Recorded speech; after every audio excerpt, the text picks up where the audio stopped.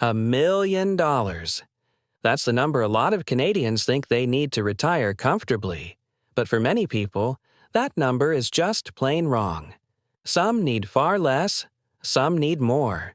So today, let's find the real number, your number, using the actual math, not a guess, and I think the answer is going to surprise you. Quick note from Mac before we start.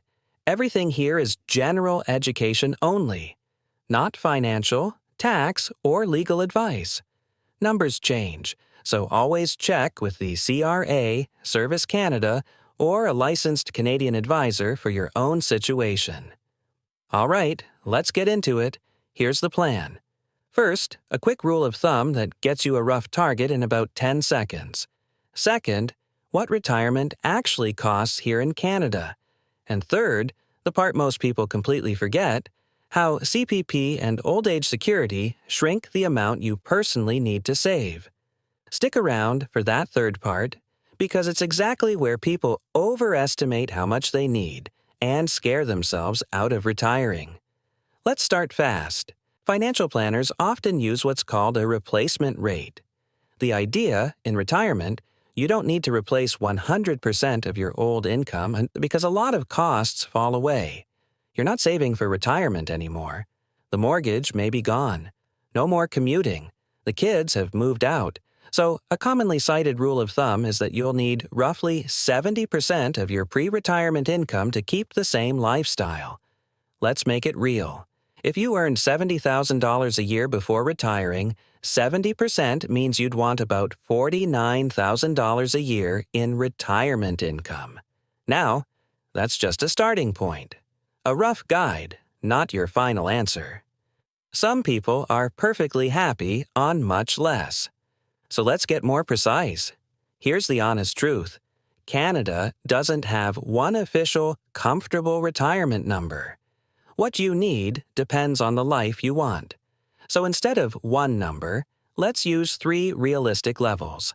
For context, Statistics Canada found the average Canadian retiree household, that's people 65 and up, spent around $62,000 a year. Keep in mind that figure is a few years old now, so with inflation, it's somewhat higher today. Let's break it into 3 levels. Level 1, a modest retirement. The essentials covered: housing, food, basic transport, a little breathing room. For a single retiree, Statistics Canada data puts this in the range of about $31,000 to $38,000 a year. Level 2, a comfortable retirement. This is what most people picture: a reliable car, eating out sometimes, a trip most years, not stressing about groceries. For a couple, the average senior family's after-tax income sits around $64,000 to $74,000 a year. A reasonable proxy for this level. Level 3, a very comfortable retirement. Regular travel, a newer car, hobbies, helping the grandkids. That's roughly $90,000 a year and up. Now here's where almost everyone makes the same mistake. They see comfortable costs $70,000 a year and panic, thinking they need to save every dollar of that themselves. You don't. And here's why.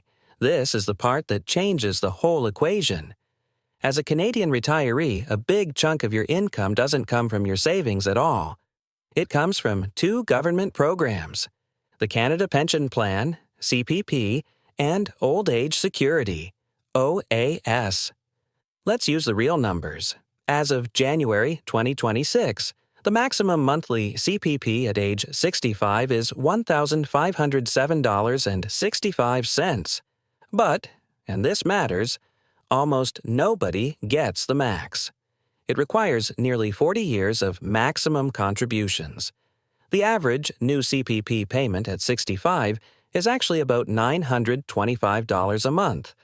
Then there's OAS. As of the spring 2026 quarter, the maximum OAS for someone aged 65 to 74 is $743.05 a month. Unlike CPP, OAS isn't based on your work history. It's based on how long you've lived in Canada. So let's stack them for a typical single retiree.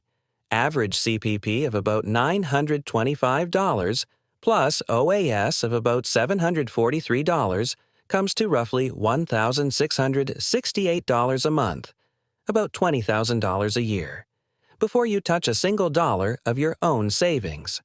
For a couple where both partners get their own CPP and OAS, that government income can realistically land in the $35,000 to $40,000 a year range combined. Now, is that enough on its own? For a modest, careful retirement, for some people in some parts of the country, it's close.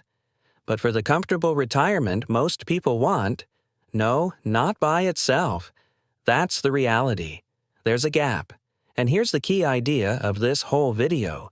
Your savings exist to fill the gap, not to fund your entire retirement from scratch. So here's the actual method to find your number. 3 steps. Step 1. Pick your annual spending level, the life you actually want. Let's say comfortable, at $65,000 a year for a couple. Step 2. Subtract your expected government income. If CPP and OAS give a couple around $38,000 a year, then the gap your own savings need to cover is about $27,000 a year. Step 3. Turn that yearly gap into a savings target. A commonly cited guideline is the 4% rule, the rough idea that you can withdraw about 4% of your savings a year. To produce $27,000 a year at 4%, you'd need roughly $675,000 saved, because $27,000 divided by 4% is the same as $27,000 times 25.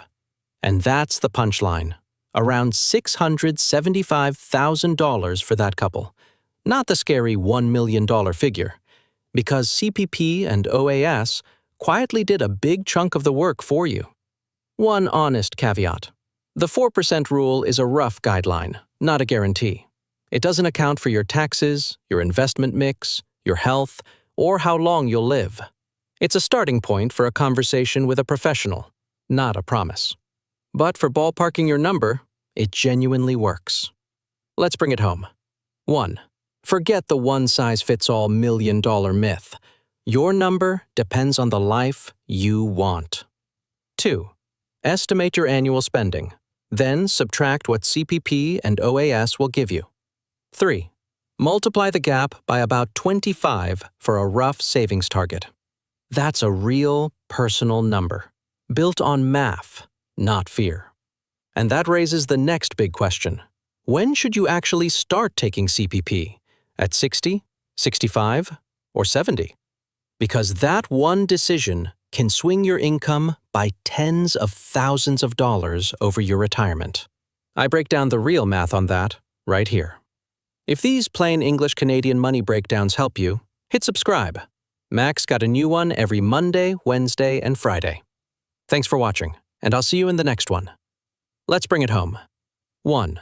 Forget the one-size-fits-all million-dollar myth. Your number depends on the life you want. 2. Estimate your annual spending, then subtract what CPP and OAS will give you. 3. Multiply the gap by about 25 for a rough savings target. That's a real, personal number, built on math, not fear. And that raises the next big question. When should you actually start taking CPP? At 60, 65, or 70? Because that one decision can swing your income by tens of thousands of dollars over your retirement. I break down the real math on that right here. If these plain English Canadian money breakdowns help you, hit subscribe. Mac's got a new one every Monday, Wednesday, and Friday. Thanks for watching, and I'll see you in the next one.